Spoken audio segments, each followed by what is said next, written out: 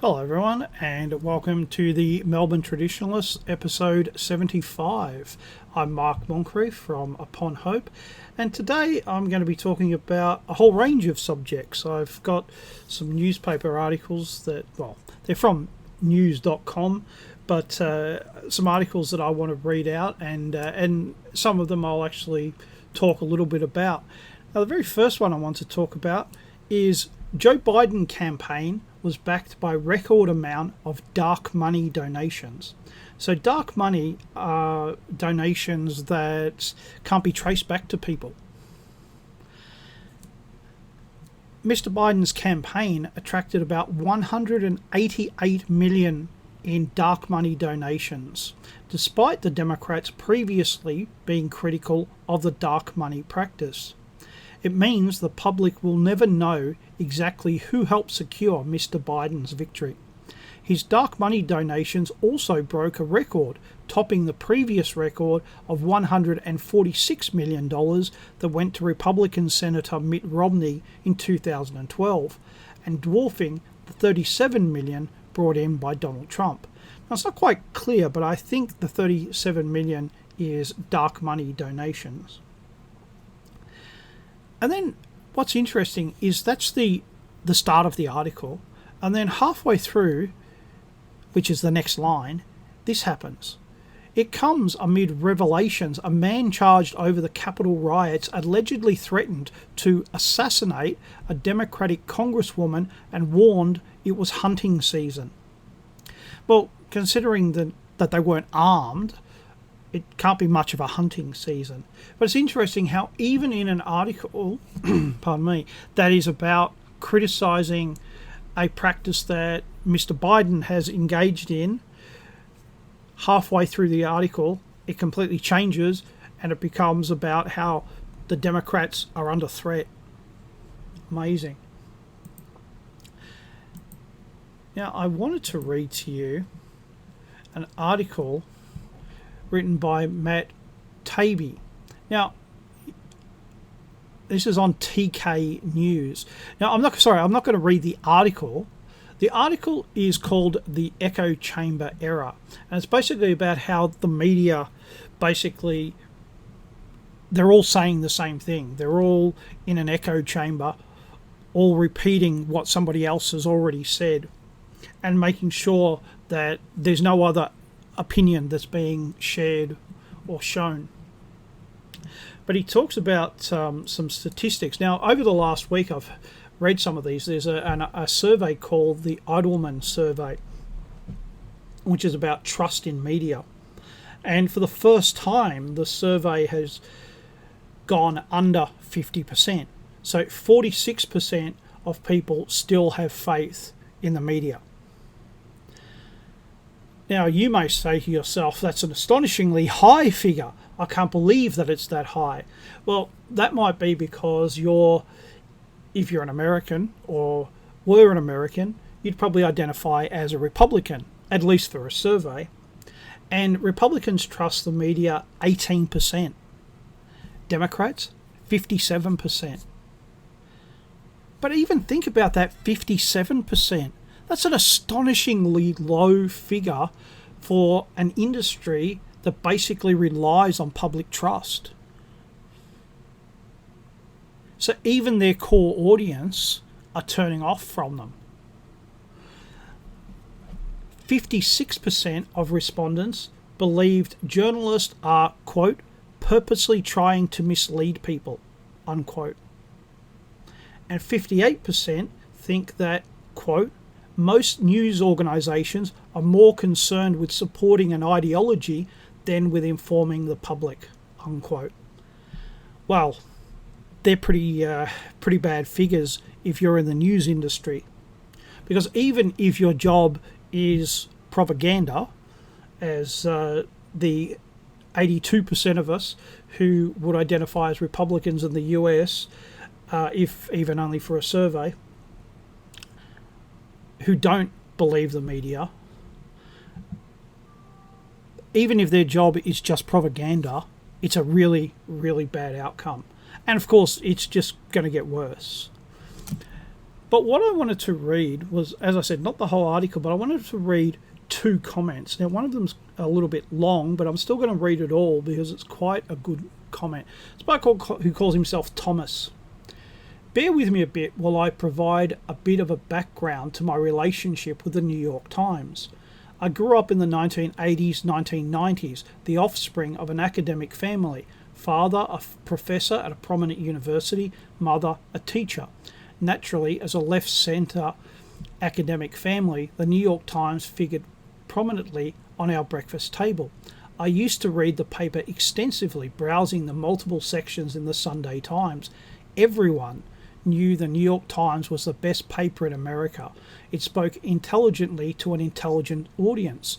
While indisputably a liberal paper, you could still enjoy columnists with differing views, and the journalism itself was top-notch, and the various sections, science, architecture, art, food, travel, were largely free of moralizing opinions.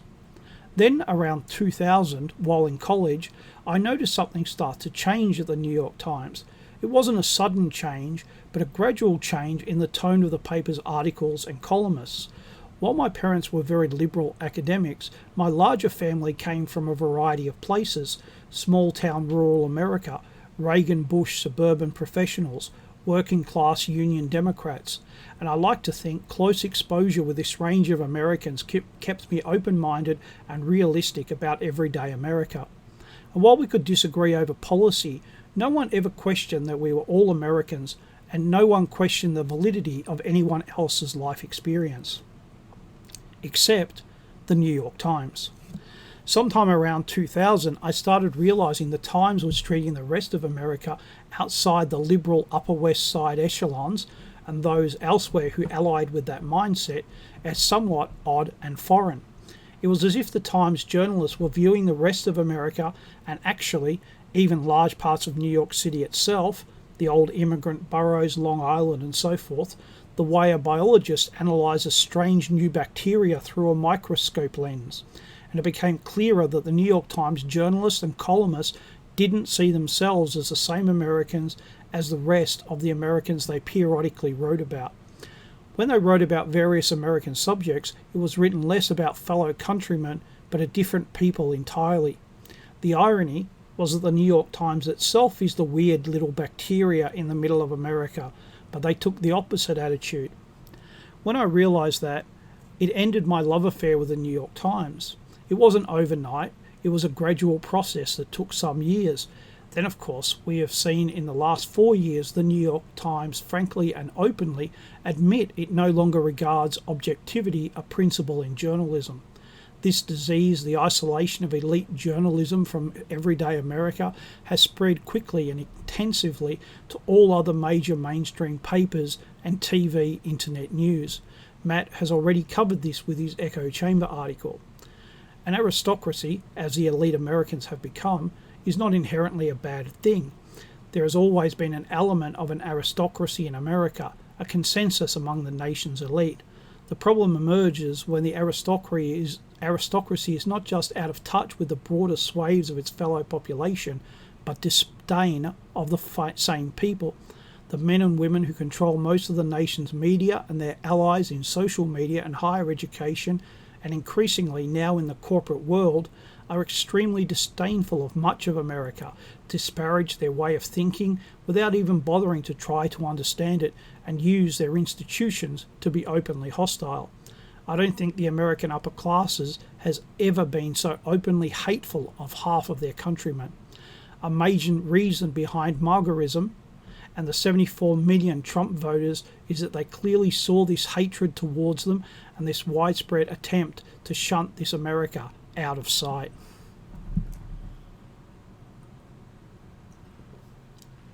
Well, I thought that was really quite an excellent comment, although long.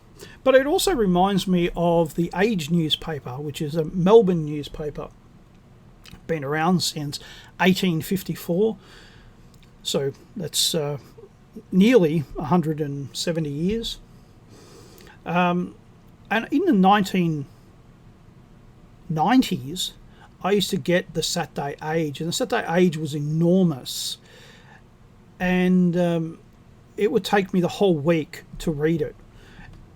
It was great value as well. But the articles were really, really good. But then I started noticing the same thing, roughly late 90s, early 2000, and that they were always on the left, but they were very liberal, old-style liberal. And, you could correct for that. But then they started to very slowly become a lot more obvious in their opinion. And instead of it being implied, which it was, it became very blatant. And I think that's what Thomas is saying about the New York Times, that instead of just being an implied, you always knew what they felt, but they didn't quite come out and say it. Now it was just so obvious that it did leave a bad taste in your mouth. And I must say, I don't remember the last time that I have even picked up an Age newspaper. And considering I read it every week, that's quite amazing. Now there's another one here, much shorter, by a guy called Nate. Thank God for Matt and Glenn. I need more of this kind of writing. It doesn't always have to be perfect, it just has to remain skeptical of everyone and everything. I was such an old school liberal for so long, I didn't even notice when things changed. That is until I had a conversation with my younger cousin and it ended with him calling me a fascist. Not because I'm a fascist, but because I don't agree with him on everything, even though we agree on almost everything. And it's because these younger people have become Puritans of another stripe. And like Puritans of any stripe, they will attack and destroy anyone who isn't a fervent believer. And it's so bad because half the fun of being a liberal is being the anti-Puritan, or at least it used to be. Now it's about conformity, and the press has become just another tool of the hive mind. It's one of those things that if you went back 50 years and you told people what the left were like now, they would have a really hard time accepting it. And the people who would have the hardest time are actually leftists, and that includes liberals. They would have a really hard time understanding how puritanical people are now, even though, bizarrely, we have pornography freely available. In Victoria, prostitution's legal. There's a legal injecting room where you can go and inject illegal drugs. So we're very permissive, but at the same time, very Puritan. There's a lot of controls on what people can say and what people can really do. And that's even more true with this coronavirus nonsense. I drove someone to the shops earlier and they came out and said, oh yeah, I had to wear a mask in the shop. And if you went back 50 years and said, this is what's happening, they'd say, oh no, we wouldn't put up with that. And they'd be serious. They wouldn't have put up with it. But here we are. All right, let's move on to a new topic. Where are we? Australia Day. Well, Australia Day is only tomorrow. It's not very far away, January 26th. And here's an article. Australia Day poll shows how attitudes to changing the date have shifted. And this shows you how slimy the media is. Here's the part that is relevant. Right, here it is. I was looking at the wrong part. This year, just 29% of more than 1,000 people surveyed said they would be doing something to mark the day, down from 34% the previous year and 40% in 2019. Research shows an increasing number of people are now treating January 26th as just another public holiday. Well, of Australia's national days, Anzac Day, Easter, Christmas, major holidays, Australia Day is probably always had the lowest profile. Sure, there's the fireworks displays and there are Australia Day marches, but a lot of these things have only taken place in the last 40 or 50 years. Before then, there were other days that were held as more important. And even in the last 50 years, Australia Day is not regarded as the most important holiday. So a lot of people never got into that habit of going and doing something for Australia Day. So we've had a big drop, 2019, 40% said they were going to do something, down to 34%. And then this year, 29%. Well, what's happened in the last year? We've had all the COVID-19 restrictions. And not all of those restrictions have been lifted. So, you have to stay 1.6 metres or 1.5 metres away from people. That's what, 4 feet, 5 feet. It makes it a bit hard to gather in a large group.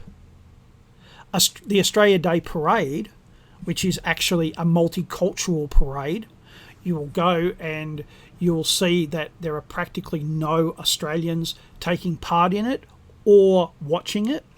They're nearly all foreigners. That's actually been banned. And in fact, most Australia Day things have been cancelled because of these ongoing ridiculous restrictions. So the fact that 29% of people are actually going to go and do something is actually quite remarkable. The people that I would like to celebrate Australia Day with, they've gone away camping, and I didn't. So, that's also something very big. Australia Day is a Tuesday, so that means that people effectively get a 4-day weekend. A lot of businesses just give the Monday off because they know that their workers aren't coming to work. So, that's an incentive for people to go out, and they might have a beer or a barbecue or something like that. They're probably not included in that 29%. But it's amazing how they will manipulate these things. Nowhere in this article does it say that most public events are cancelled. And yet they're happy to say that it's down by 5% the amount of people who will be doing something for Australia Day. It's just really slimy, and it's how they do things all the time.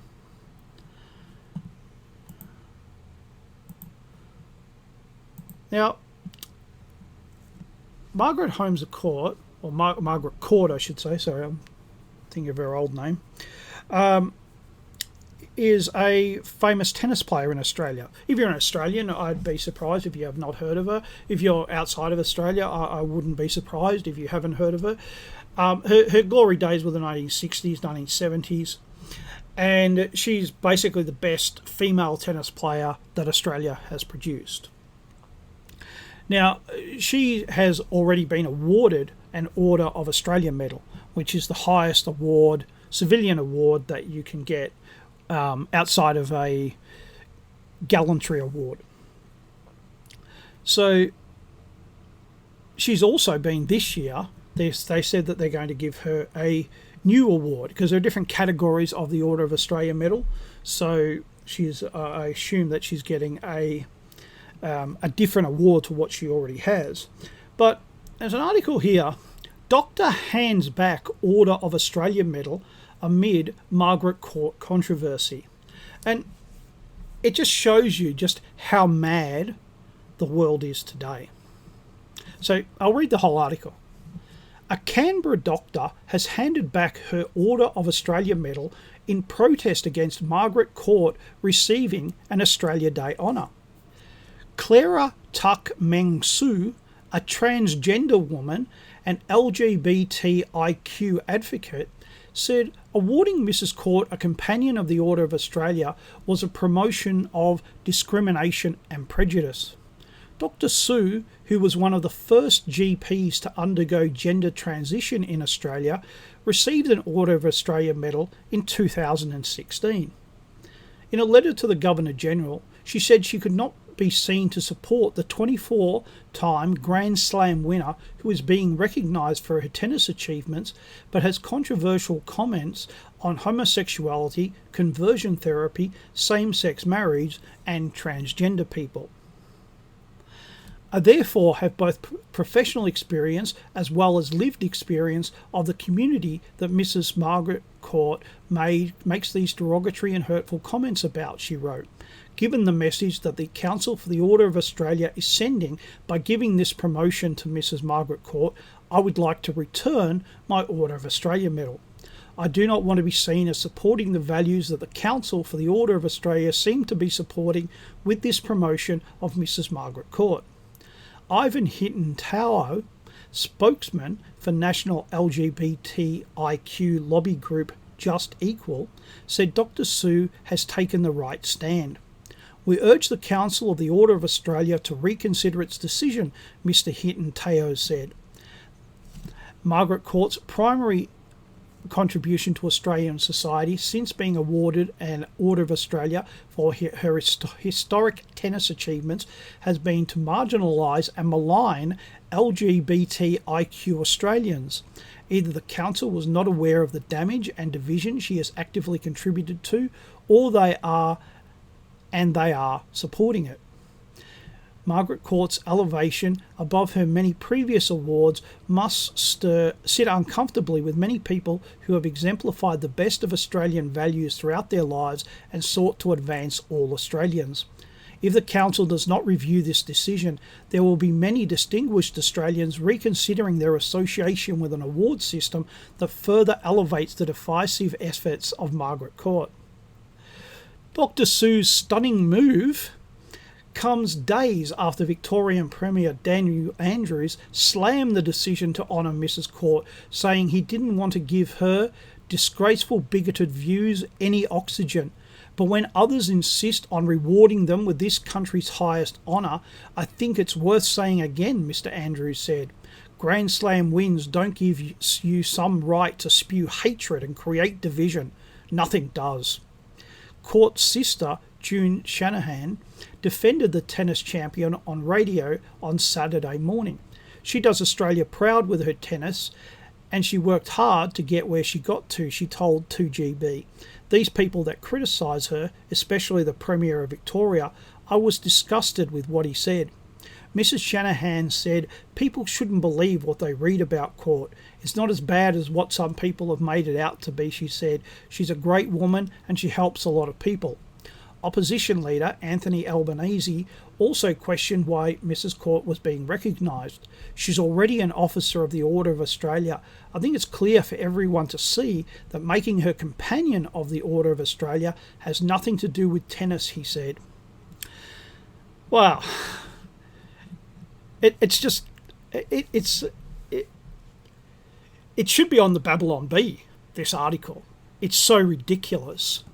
The first transgendered woman, a man, a first GP to undergo gender transition in Australia. I mean, the person is living a lie, and we're all supposed to support it. We're all supposed to agree with it. It's just amazing. And that shows you how bad the medical profession is, that they've just gone along with it. I mean, Dan Andrews, Dictator Dan, Grand Slam wins don't give you some right to spew hatred and create division. Nothing does. But, you know, he can lock down the entire state and put us all under house arrest for 111 days. No problem. And, of course, the thing that isn't mentioned in this article is that Margaret Court is a ordained minister. Now, I don't agree with women being ordained ministers. The Bible specifically says that women should not be in charge of men. It's not ambiguous in any way, shape or form, and it says it more than once. But that also leads into this. That's one of the reasons why she is called out, why she is targeted in such a way, because she's also an out and proud Christian. And of course, in our day and age, that's not allowed. So, but it also shows that they do, the left, the broad left, they still worry about Christianity. They still worry about its power. They still worry that they know that behind our civilization are the ethos of Christianity. And they're worried that at any time it could just spring back into life. Well, I think a lot of us would like to believe that. But what's interesting is that they absolutely do. Well, I'm going to go to a final article here. This might give you a bit of a laugh. China labels Australia racist after UN reviews finds human rights failings. Beijing has launched an assault on Canberra at the United Nations, accusing it of racism, human rights hypocrisy, and making false allegations. Australia's human rights performance was up for review at the United Nations this week. Its scorecard was mixed. As a signatory to the convention, Canberra agrees to be assessed by its international focus peers. The hearing noticed the continued lack of progress in improving Aboriginal and Torres Strait Islanders' lives, whether it be incarceration rates or recognition of their rights. As a result, Canada, France, Germany, Italy, Poland and Mexico have led a group of 31 nations calling on Australia to lift the age of criminal responsibility from 10 to 14. Canberra acknowledged the need to do better, stating challenges remain before its closing the gap policies would produce observable results. Beijing, however, senses an opening. How can Canberra berate Beijing for repressing its Uyghur ethnic minority when it treats its own people this way? But there's more. It accuses Australia of racism. Long-standing racism could lead to another Floyd tragedy, meaning George Floyd. It accuses Australia of false allegations over China's issues, including that of Xinjiang and Hong Kong, are solely for political purposes. It accuses Australia of hypocrisy and has turned blind to its home problems and doesn't really care about human rights. This is not just a social but a symptomatic problem, the Global Times declared. Now, the Global Times is effectively the official mouthpiece of the Chinese Communist Party, and it's a newspaper. Chinese Foreign Minister spokesman Hua Qingyin took the human rights fight up with Australia at a press conference on Thursday. China hopes that Australia will take the opinions of the international community seriously, face its human rights issues squarely, and take concrete measures to improve its human rights situation and contribute to the sound development of the global human rights cause, he said. The manoeuvre is being played out on the world stage. China's UN delegation has submitted 5 recommendations to Canberra: combat racial discrimination, hate speech and violence, and protect the rights of ethnic minorities and eliminate systematic discrimination against Indigenous Australians. It also called on Canberra to close its offshore detention centres and conduct a thorough investigation into Afghanistan war crimes. China's Communist Party-controlled media has once taken up the task of hammering Australia. Its mouthpiece, the Global Times, has published a fresh attack on Canberra's character. The human rights issues raised by the UN countries are deep-rooted, long-standing and critical in Australia, wrote Shanghai-based Australian Studies Director Cheng Hong. The racism and attendant police enforcement in Australia are similar with those in the US, and it's worried it could lead to another Floyd tragedy and social conflicts. Mr. Chin said Canberra's hypocrisy demonstrated the country's indifference in true human rights issues and craze for political gains. Canberra stands as a beacon of international law and Western democratic values, is a tarnished one, making it vulnerable to diplomatic attack. It faces sustained criticism for its treatment of Indigenous Australians and asylum seekers. Its attitudes towards the plight of the Palestinian people and the growing impact of climate change are also controversial. It's also no stranger to the use of detention centres, wrote Australian Lawyers Alliance spokesman and former Liberal Party senior advisor Greg Barnes. While the image of Australia as a champion of human rights is convenient in the context of a spat with a one-party state like China, the reality is very different. Over the past 20 years in particular, Australia has become a pariah when it comes to upholding freedom and democracy.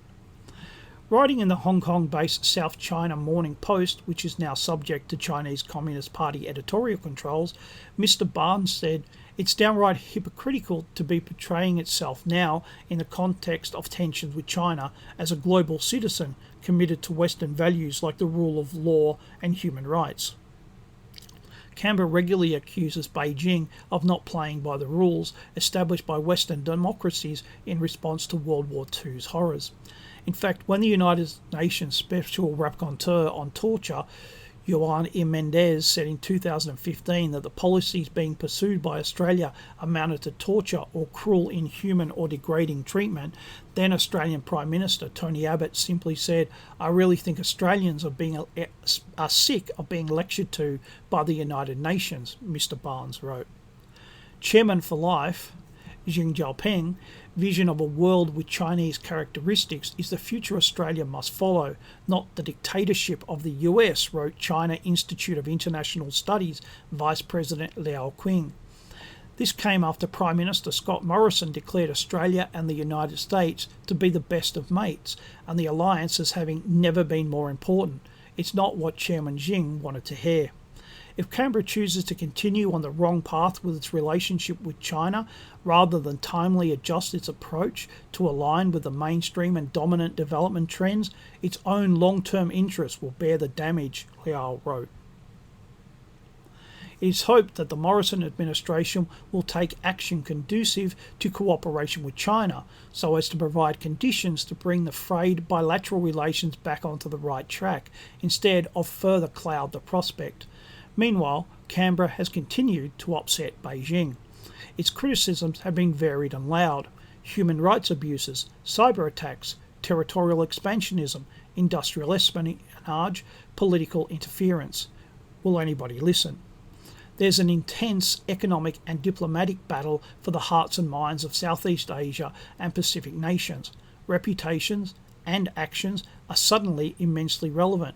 Australia is a democracy, but it's a nation that has lost much of its lustre in global human rights and value circles over the past 20 years, Mr. Barnes wrote.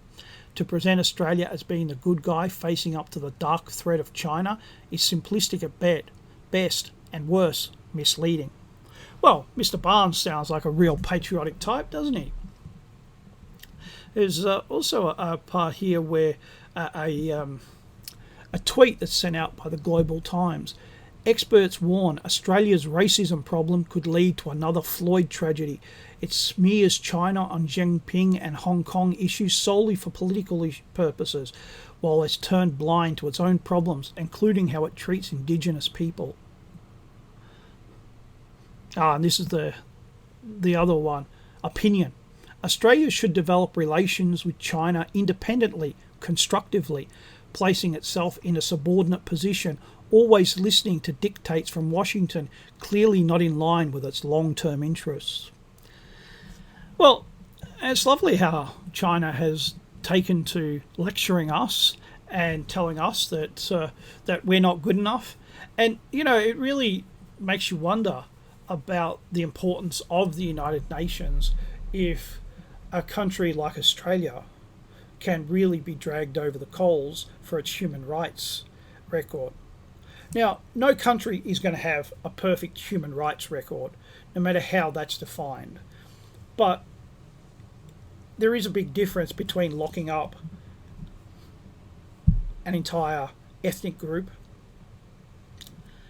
and, I was going to say, and locking up China, locking up Hong Kong. But isn't that what has really happened in Melbourne? So maybe I'm going a bit overboard there.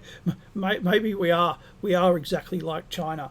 I must say that once upon a time, the distinction between China and Australia was immense, and now it's not as immense as it used to be, which I think is worrying. And I don't think it matters what part of the political spectrum you're on. I think that's a real problem. Well, I've actually spoken for longer than I intended to. Thank you for listening, and I hope next week to have David Hiscock back, and maybe we'll do a roundup of what's happened over the last couple of months. Thank you very much for listening, and hopefully I will speak to you again next week. Bye bye.